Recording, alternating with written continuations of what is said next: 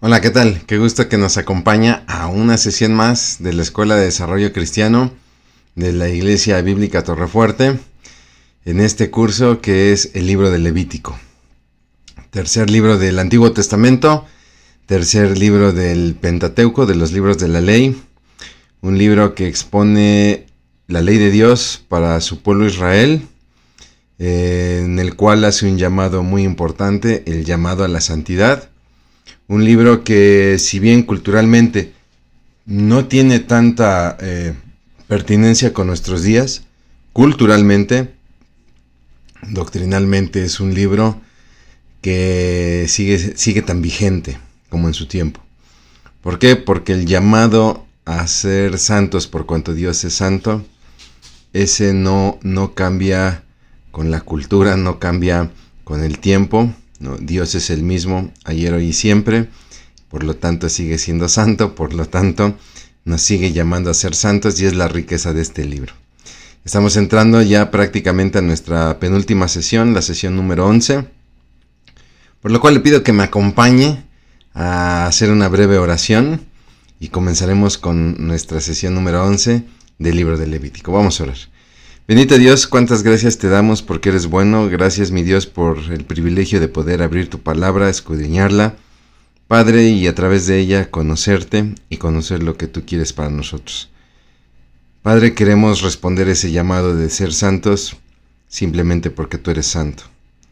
Padre, te pedimos que nos acompañes en esta sesión y en la que resta, mi Dios, Padre, para poder de esta manera ser edificados y crecer y fortalecernos en la fe y en la madurez.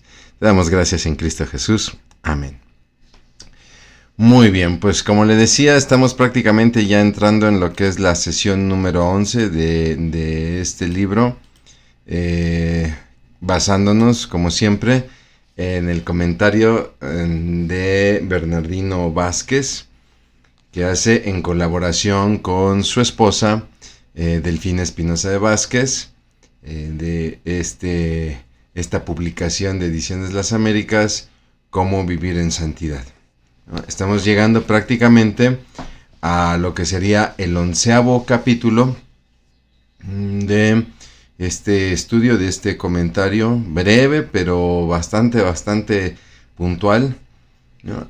Donde los autores han denominado el título del capítulo como el camino correcto, ¿no? Lo que estaremos estudiando aquí, así a grosso modo, es prácticamente el capítulo 26 del libro, donde se muestran las bendiciones al obedecer la ley. Prácticamente el autor está cerrando el libro. Considere que el Levítico tiene 27 capítulos, de los cuales hay muy poca historia, hay muy poca narrativa de historia. Me atrevo a decir que solamente hay 2 historias que se narran como tal, 2 historias negativas, por cierto, que es el fuego extraño que ofrecen los hijos de Aarón, y estoy hablando de Nadab y Abiú, y después la historia de aquel muchacho que tiene una riña y que maldice a sus padres y que es apedreado, ¿no? De ahí todo lo demás, el resto del libro, prácticamente pues son ordenanzas, no es la redacción de la ley. Y bueno, pues estamos prácticamente llegando al cierre del libro, donde de una manera similar a lo que hace Moisés en el libro del Pentateuco, ¿no?, establecerá las bendiciones y las maldiciones. Las bendiciones de obedecer toda esta ley y las maldiciones que pueden venir al no guardar esta ley. Entonces hoy nos ocuparemos precisamente de las bendiciones de pues obedecer esta ley, de cómo el obedecer esta ley trae bendición a nuestra vida. No es una situación condicional. No es que si yo lo obedezco voy a obtener mi recompensa con bendiciones, y si yo la desobedezco voy a obtener mi castigo con maldiciones, ¿no? Como si fuera una especie de conductismo, ¿no? Como si fuéramos educados a la manera de una mascota, de un perro. No es la postura de Dios tratarnos así. No, más bien lo que Dios nos está mostrando es, vamos a verlo desde este punto de vista, si me lo permite. Aquí está la ley, este soy yo soy un Dios santo, esta es la ley, esto es lo que tú necesitas para acercarte a mí. La mesa está puesta, tú simplemente tienes que decidir. Pero déjame decirte que si decides obedecer, no solamente te acercas a mí, sino que también tendrás todas estas bendiciones. Pero ojo, si decides desobedecer, ten cuidado porque entonces tendrás que enfrentar todas estas maldiciones, que no te mando yo por capricho, por no seguirme o por no decidir por mí, sino porque prácticamente estarías decidiendo vivir tu vida, remando contra corriente, ¿no? Y es el objetivo de la palabra, el objetivo de la Biblia es precisamente prevenirnos de estos sufrimientos, de estas maldiciones, e invitarnos a acercarnos a Dios, ¿no? Para que, porque esa es la mayor bendición que podemos tener, pero también podamos disfrutar de, llamémoslo así, otras bendiciones colaterales, si me permite el término, ¿no? Entonces hay que tener mucho cuidado cuando nosotros compartimos el cristianismo, porque a veces cometemos el error de compartir un cristianismo condicional. Si te vuelves cristiano, entonces tu vida será una bendición. Pero si no te vuelves cristiano, entonces tu vida será una maldición. La ira de Dios caerá sobre ti, etc. Y sin darnos cuenta dejamos a Dios en un papel de tirano. Y es muy fácil, mi hermano, mi hermana. Dios está ahí. Simplemente nos toca a nosotros voltear nuestra mirada a Él y decidir si nos acercamos o no. Y en eso radica el resto de nuestra vida. Entonces no se trata de que si yo decido por Dios o no decido por Dios, Dios se va a contentar o se va a enojar y me va a recompensar o me va a castigar, ¿no? Prácticamente la recompensa o el castigo me la busco yo de acuerdo a mi decisión. Sin embargo, no hay gloria en mí, no hay gloria en la decisión que yo tome. Toda la gloria es de Dios. ¿Por qué? Porque hay una oportunidad de acercarme a Dios a través de Cristo Jesús, ¿no? Es importante tener todo esto muy claro. Entonces, el que yo decida buscar a Dios, ¿no? Pues obviamente eso se verá reflejado en una vida de bendición. Entonces hay que tener mucho cuidado cuando nosotros compartimos el Evangelio. Nosotros tenemos que hacer ver a las personas la necesidad que tienen de buscar a Dios, ¿no? Y la bendición que será encontrarse con Dios. Y ya después podremos presentar las otras bendiciones que también se pueden encontrar, ¿no? Pero no presentemos estas bendiciones o las maldiciones como si fueran el fin del cristianismo, porque entonces no estamos predicando el evangelio del reino de Dios, estamos predicando el evangelio de la prosperidad, estamos predicando el evangelio de una sanidad obligada y cosas por el estilo, ¿no? Pero bueno, entremos en materia a lo que sería este capítulo de El Camino Correcto, y empezaremos con esta anécdota muy interesante, ¿no? Resulta que el embajador de Francia es invitado a una comida con el presidente George Washington.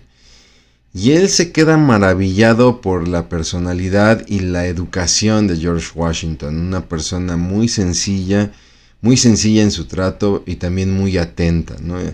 Y entonces coincide que este embajador de Francia, en esta comida a la cual es invitado, en esta junta diplomática, tiene oportunidad de platicar con la mamá de George Washington, ¿no? Y entonces el embajador le pregunta a la mamá de George Washington: oiga, ¿a qué se debe la sencillez y la atención, el carácter tan atento, tan cordial del presidente George Washington? A lo que la mamá da una respuesta maravillosa, ¿no? Porque ella le dice: pues simplemente le enseñé a obedecer.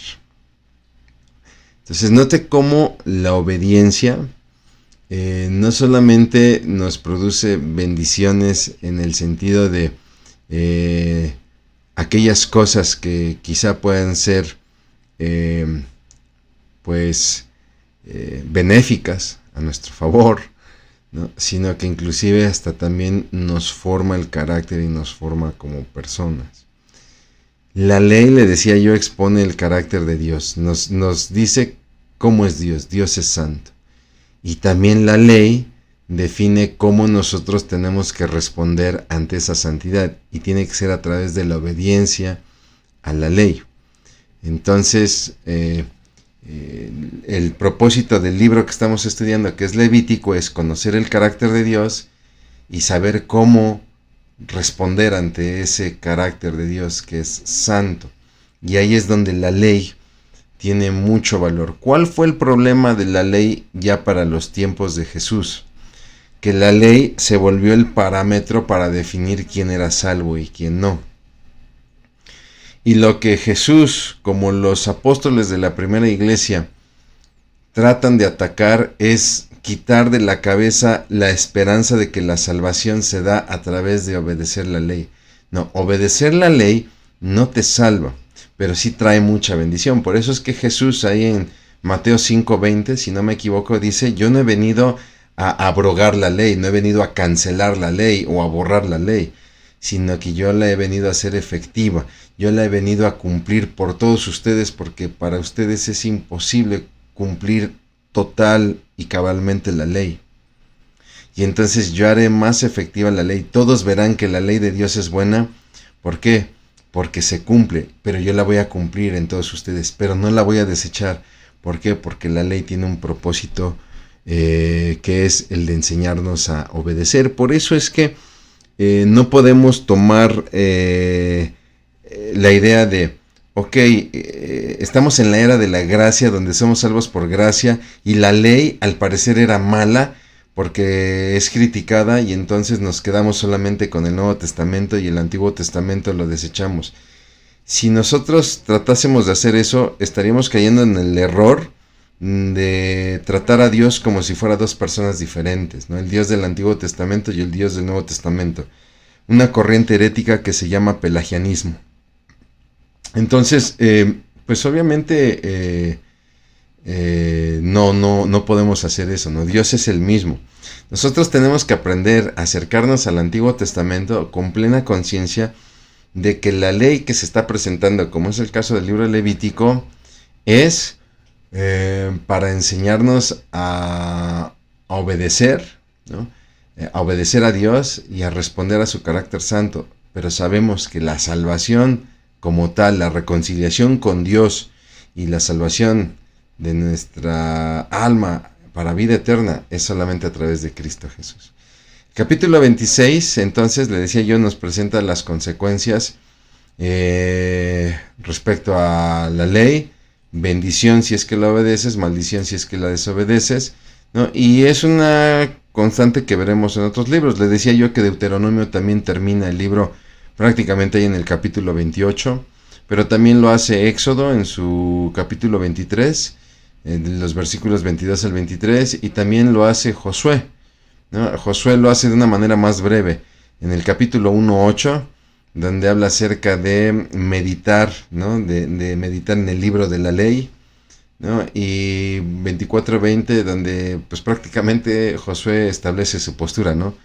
Yo no sé ustedes, pero mi casa y yo serviremos al Señor, ¿no? ¿Por qué? Porque entendemos la bendición de obedecer, de buscar a Dios y obedecer la ley, ¿no? Entonces, la verdad para nuestros días es que la ley sigue mostrándonos el carácter de Dios y nos sigue enseñando a obedecer. Por eso es que sí hay mucha riqueza en estudiar Éxodo 20 con los 10 mandamientos. ¿Por qué? Porque sigue teniendo vigencia el no matar, sigue teniendo vigencia el no robar, sigue teniendo vigencia el no hacernos imagen alguna de cosa semejante en la tierra o debajo de la tierra o en el cielo, ¿no? Y adorarlo, y dejar de adorar a Dios o desear los bienes del prójimo, etcétera. Eso sigue muy vigente y eso nos enseña a responder al carácter santo de Dios. Entonces tenemos que entender que la obediencia es la asignatura más importante en la escuela de Dios.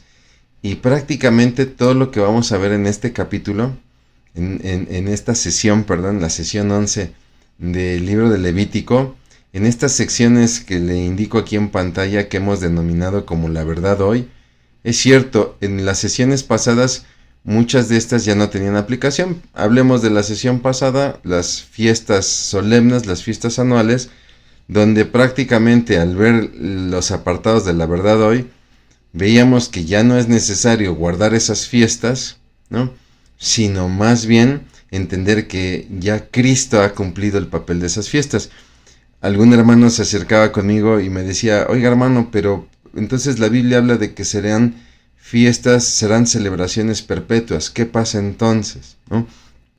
Bueno, sí, claro, es una fiesta perpetua en el sentido de la escritura del autor para el pueblo, ¿no? Pero también hay que recordar, y por eso hablábamos de leer a Hebreos, ¿no?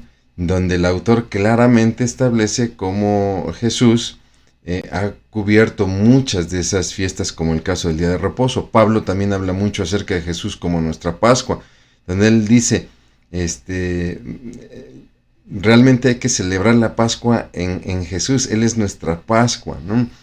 Entonces, este hermano me preguntaba, ¿y por qué los judíos o los israelitas siguen celebrando estas fiestas? Bueno, hay que entender que ellos, o muchos de ellos, no reconocen a Jesús como el Mesías. Ellos siguen esperando un Mesías y por lo tanto para ellos las fiestas son vigentes.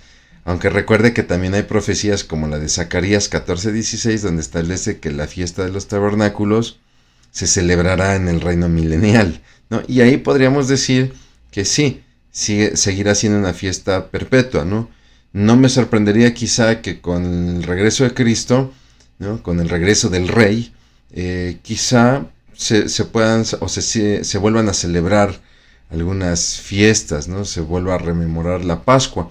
No tendría ya mucho sentido celebrar la mesa del Señor como lo hacemos ahora, porque nosotros la celebramos como un memorial de que Él regresará, pero una vez que Él regrese, pues quizá ya no tenga sentido celebrarla, quizá podríamos celebrar con Él la Pascua. Y aclaro, aquí estoy especulando, no lo estoy dando por hecho. Eso usted y yo lo tendremos que descubrir cuando nuestro Señor venga, ¿no?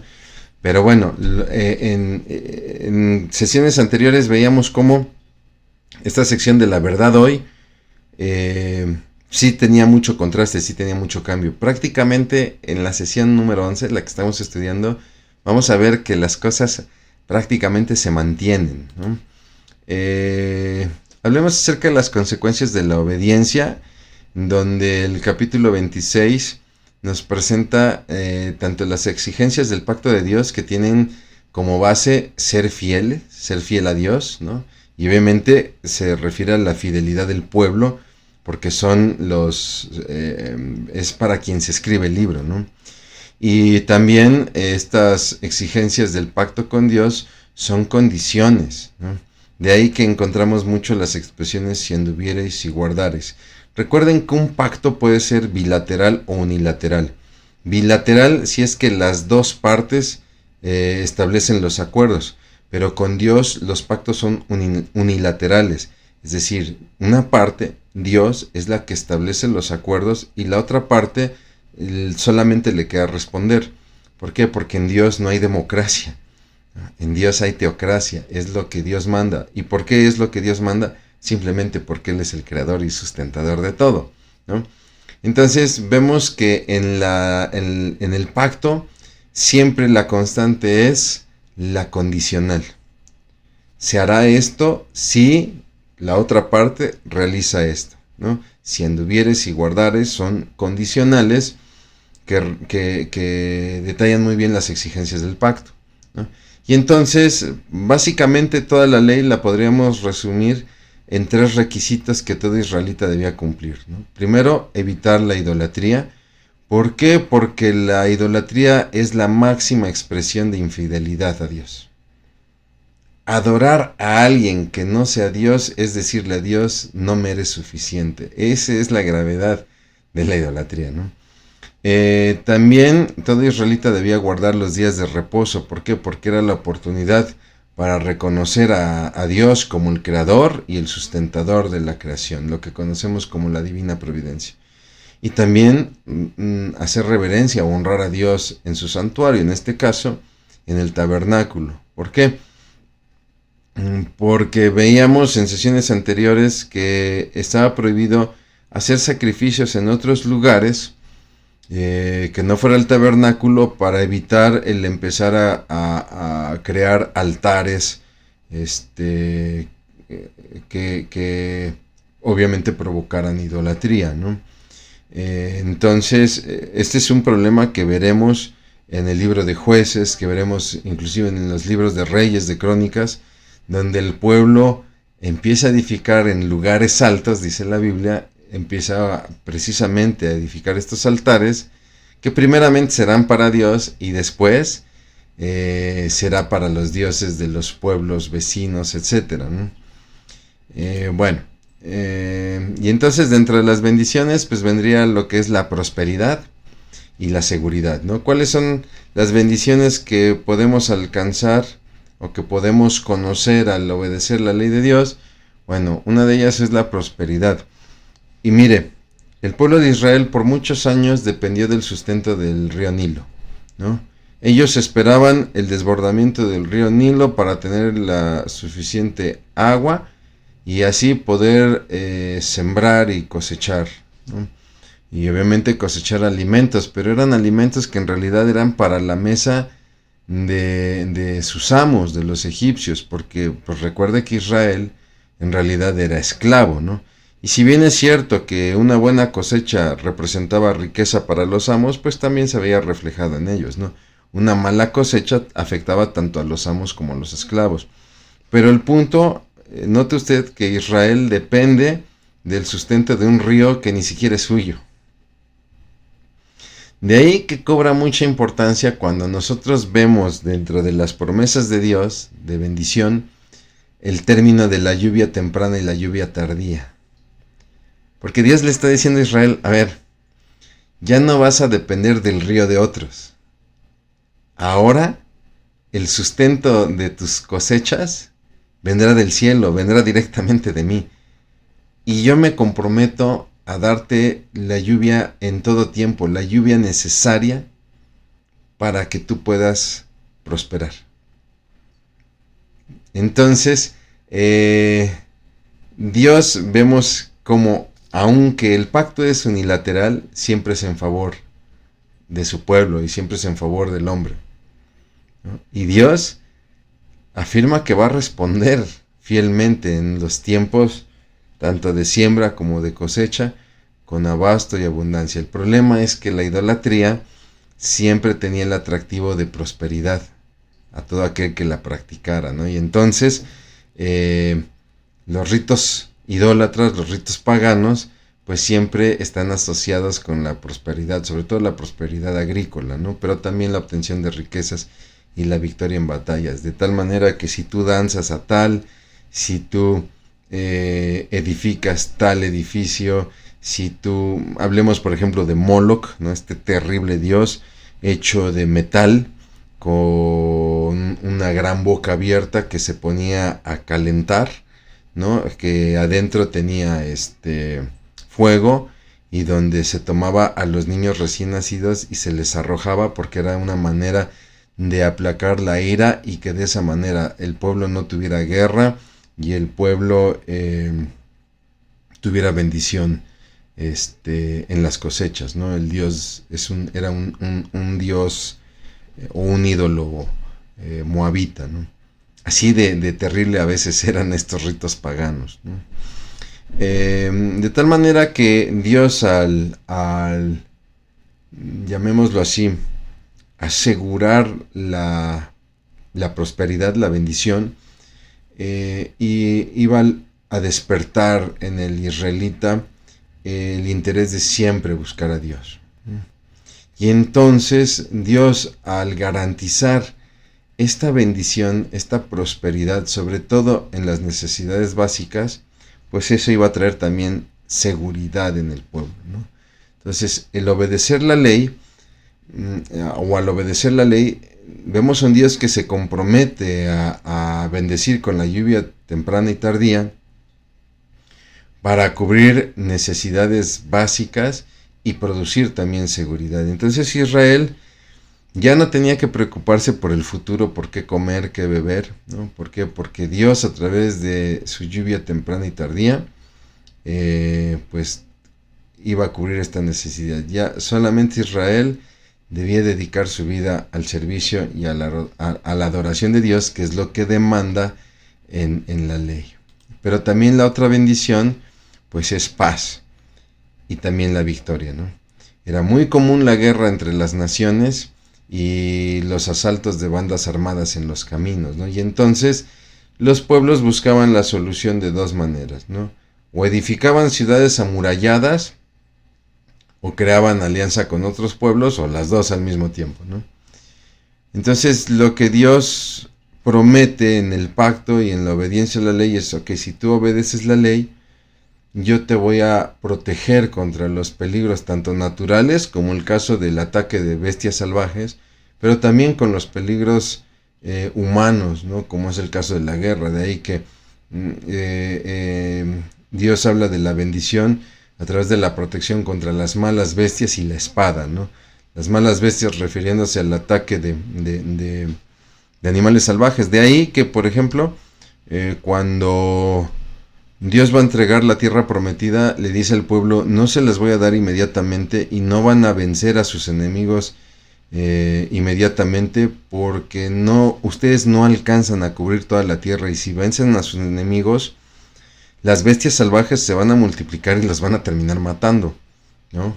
Una tierra que hoy en día es muy desértica, pero que en su tiempo, por lo que las escrituras narran, pues abundaban osos, abundaban leones, abundaban serpientes, ¿no? Por ahí habla de chacales, ¿no? Entonces, pues obviamente Dios quería proteger en ese sentido al pueblo, ¿no? Y obviamente pues la guerra. Y vaya que si iba a haber guerra en la tierra prometida. Israel siempre iba a estar rodeado de enemigos, y enemigos muy poderosos. ¿Por qué estaba garantizado que iban a ser enemigos? Porque ellos ocupaban esa tierra. E Israel prácticamente iba a llegar a conquistar esa tierra. Y obviamente pues ellos no se iban a quedar con las manos cruzadas, ¿no? Y entonces era un hecho. Israel tenía que entender que se iba a llegar a encontrar con vecinos peligrosos, ¿no? Enemigos comprados prácticamente, donde Dios les dice, ¿no? Ustedes son un juicio que yo haré en contra de ellos, por cuanto hacen cosas abominables como las que le acabo de mencionar de Moloch, ¿no? Yo he traído un juicio donde les voy a arrebatar la tierra y se las daré a ustedes, ¿no? Pero obviamente ellos no se quedarán tranquilos. Entonces, lo que Dios está estableciendo a través de esta promesa de paz y de victoria es que Israel no tiene que organizar un gran ejército ni formar alianzas con nadie, ¿no? Israel tiene que aprender a confiar en Dios. El principal enemigo del pueblo de Israel entonces será la incredulidad, pero su mejor arma será la obediencia, ¿no? Y este será un tema fundamental cuando Israel empiece a ocupar la tierra prometida ahí en el libro de Josué, ¿no? Y cuando permanezca en ella en el libro de Jueces, donde vamos a ver que tanto en la ocupación, pero sobre todo ya en la permanencia, Israel va a fallar, va a mostrar mucha infidelidad, y obviamente va a fallar. De ahí que en el libro de Jueces la constante será la opresión de los pueblos vecinos, no tendrá paz y muchas veces serán historias de derrota. ¿Por qué?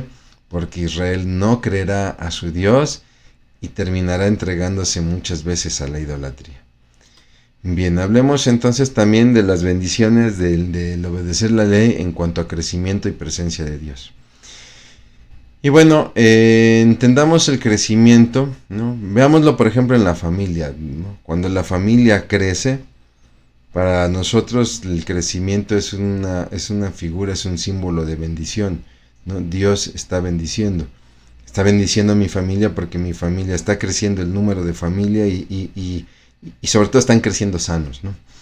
¿O qué me dice usted de un negocio, no? Empiezo con un pequeño negocio, no sé, vendiendo paletas y resulta que ahora ya tengo hasta 4 refrigeradores porque el negocio ha ido creciendo y lo interpretamos como una bendición de Dios. Entonces el crecimiento es figura de bendición.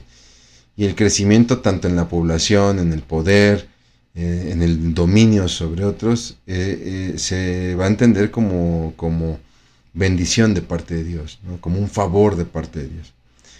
Caso contrario, si la población disminuye y sobre todo si viene en ellas un cautiverio, que es cuando el enemigo los toma prisioneros y los lleva a su nación, pues esto más bien será una señal de desaprobación y remoción divina, ¿no? Entonces, el pacto, lo que está estableciendo Dios en su pacto es, si ustedes obedecen mis mandamientos, ustedes crecerán y tendrán poder y dominio sobre otros, tendrán paz y tendrán victoria sobre sus pueblos vecinos, como lo acabamos de mencionar, ¿no? Pero si no obedecen, entonces la población va a disminuir y serían llevados cautivos. Y ese es el final de la historia de un Israel dividido en el pueblo del norte, ¿no? En el reino del norte, Israel con capital en Samaria, que va a caer ahí en el 722 a.C. en un cautiverio asirio. Asiria tomará prisionero al pueblo del norte, al reino del norte, perdón, porque son varios pueblos, tomará el reino del norte y se los llevará cautivos a Asiria, ¿no? Allá a Nínive, y más tarde en el 586 a.C. le tocará al reino del sur. El reino del sur, Judea, con su capital en Jerusalén, caerá en manos de Nabucodonosor y los llevará cautivos a Babilonia, el famoso cautiverio babilónico, ¿no? Donde estaremos viendo la máxima expresión de desaprobación para este pueblo de parte de Dios, ¿no?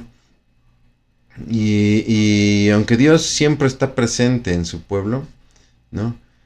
Cuando Dios habla de estar presente, si el pueblo de Dios obedece, Dios estará presente con ellos, dice, andaré entre vosotros, se está refiriendo a una presencia especial en respuesta a su obediencia. Pero si el pueblo no responde, entonces Dios no andará entre ellos, y habla inclusive hasta del cautiverio. Por eso es que, mire, Israel pudo haber sido vencido y desaparecido. Tanto Asiria en su tiempo como Babilonia en su tiempo fueron ejércitos muy poderosos que pudieron haber borrado del mapa Israel. Pero si Israel hubiese sido borrado del mapa, ¿no? Israel no hubiera entendido no hubiera entendido la gravedad de su falta.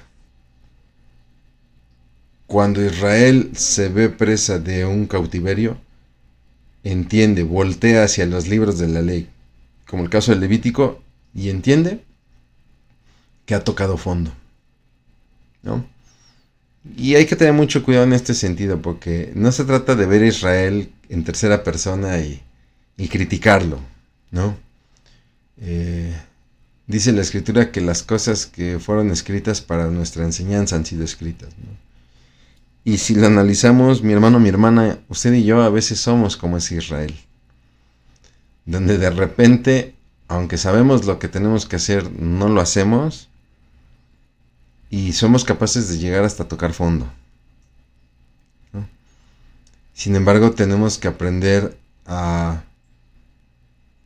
seguir a Dios, a buscar a Dios, a obedecer con gozo sus mandatos, y tenemos que aprender a caminar con Dios, ¿no? Y por qué no, el sentir cómo Dios camina con nosotros. ¿Por qué? Porque Dios caminando entre su pueblo es un símbolo, es una figura de aprobación y respaldo. Es muy fácil cuando decimos sentir la presencia de Dios. Y es difícil cuando de repente hacemos cosas y por más que hacemos cosas, vienen adversidades en nuestra vida, y por más que oramos, etcétera, decimos, es que yo siento que Dios no me oye, no siento la presencia de Dios. Pero sabemos que Dios está ahí. Estamos hablando de algo todavía más profundo, mi hermano. Esto es más profundo que sentir o no la presencia de Dios. Esto es, Dios está caminando conmigo. Quizá estoy pasando por una situación difícil y quizá siento que mis oraciones no están llegando a Dios. Pero al menos yo intento caminar con Dios. Quizá Dios está probando un área de mi fe, pero al menos yo intento caminar con Dios. Pero lo terrible es cuando nosotros dejamos de caminar con Dios. O peor aún, que Dios deje de caminar con nosotros, ¿no? Entonces, es interesante. Se presta aquí para ahondar y reflexionar mucho en este tema, ¿no? Y también tendríamos que hablar, obviamente, del factor Cristo. ¿Por qué? Porque en Cristo hemos alcanzado la aceptación y aprobación de Dios y la garantía de que Dios camina con nosotros, independientemente de si sientes o no su presencia. Y la verdad hoy es que Cristo cubre prácticamente toda necesidad y toda bendición. Estas que hemos visto, la protección, la seguridad, la paz, la victoria, el crecimiento y la presencia de Dios, están cubiertas en Cristo Jesús. Yo le estoy compartiendo aquí en pantalla estos textos que tomé del Evangelio de Juan. Muchos les llaman los 7 yo soy de Cristo.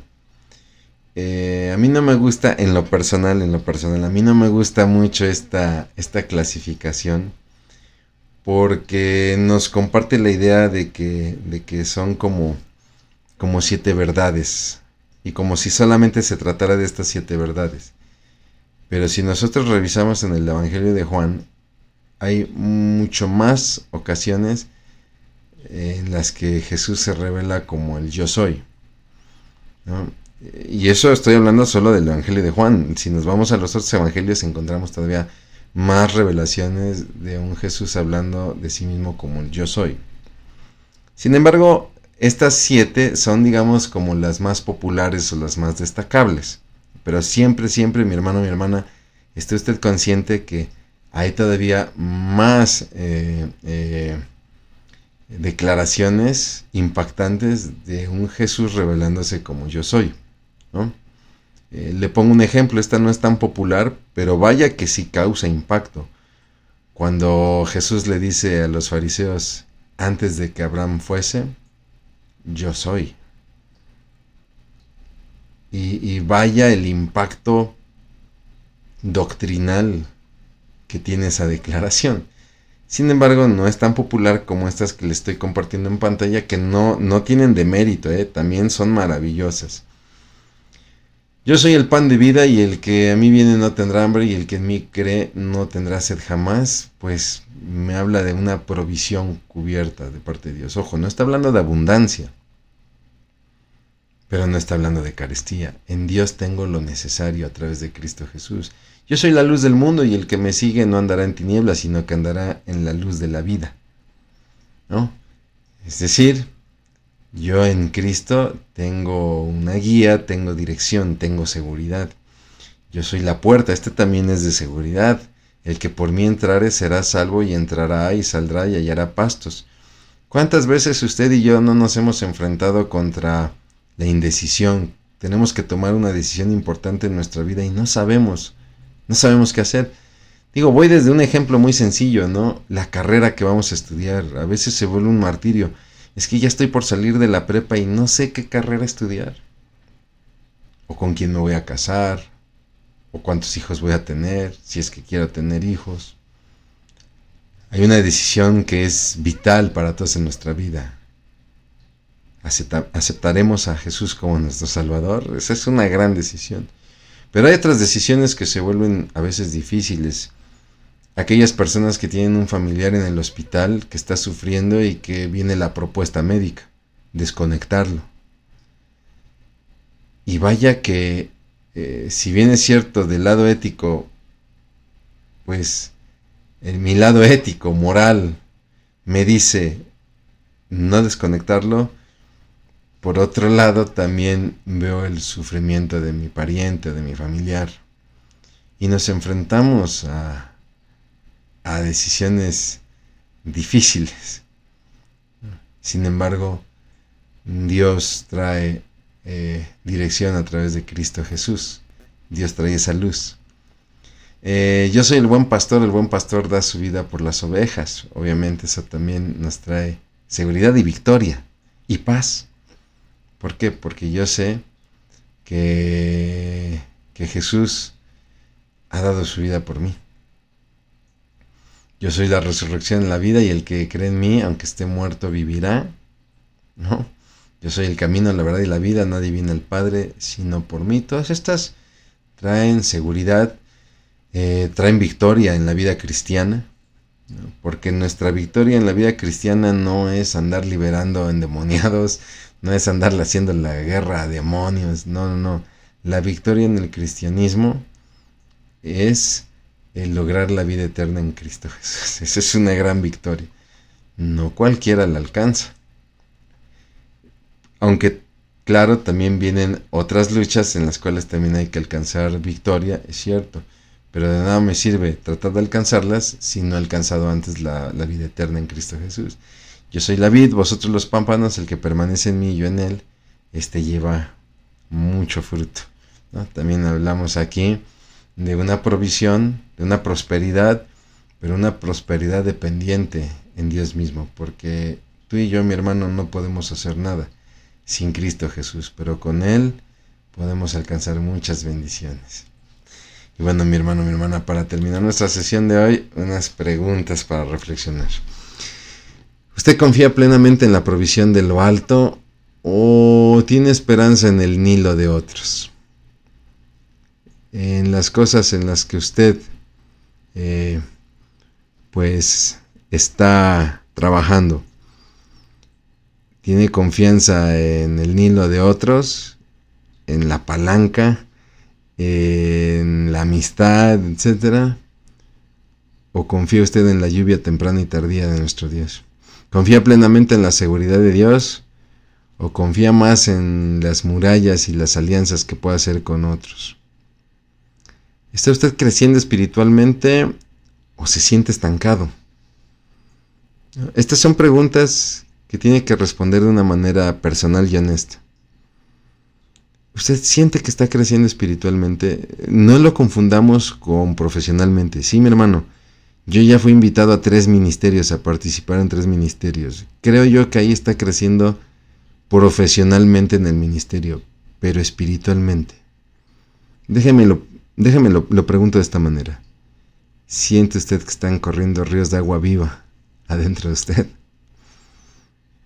¿O siente que hay charquitos que se están secando? Y si es así, bueno, valdría la pena acercarse a Dios en oración y preguntar qué está pasando, ¿no? ¿Logra percibir que Dios camina con usted o siente que está caminando solo? Si usted percibe que Dios camina con usted, bueno, pues hay que dar gracias a Dios y glorificarle.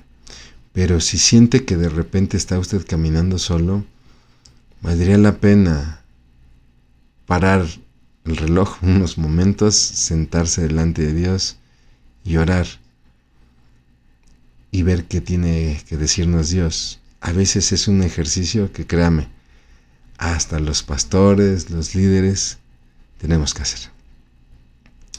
Mi hermano, mi hermana, yo le agradezco mucho que me haya acompañado en esta penúltima sesión, la 11 ya. Este curso pues está llegando a su fin. Pues yo haré una breve oración para dar gracias y nos veremos en lo que será nuestra sesión número 12 para finalizar este curso. Vamos a orar. Bendito Dios Padre, cuántas gracias te damos por la bendición, mi Señor, de escudriñar tu palabra, de conocer la bendición que es obedecer tu ley y ver también cómo en Cristo Jesús, Padre, tenemos estas bendiciones, lo cual no significa que no obedezcamos. Al contrario, Cristo Jesús nos compromete a obedecer más por amor a Él. Te damos gracias por esta sesión, Padre, y esperamos ansiosamente la próxima sesión para, Señor, seguir estudiando este libro que nos llama y nos compromete a ser santos por cuanto tú eres santo. Te damos gracias en el nombre de Cristo Jesús. Amén. Mi hermano, Dios le bendice mucho.